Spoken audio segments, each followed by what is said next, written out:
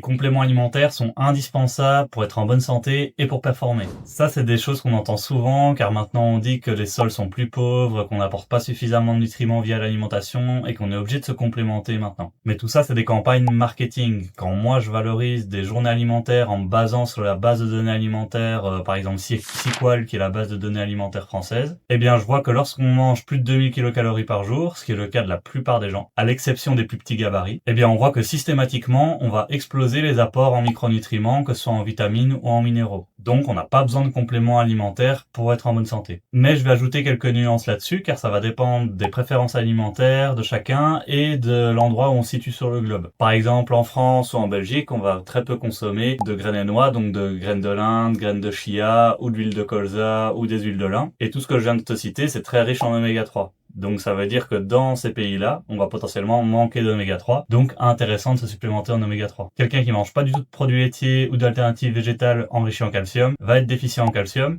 donc pourquoi pas mettre un complément en calcium, vitamine D à ce moment-là.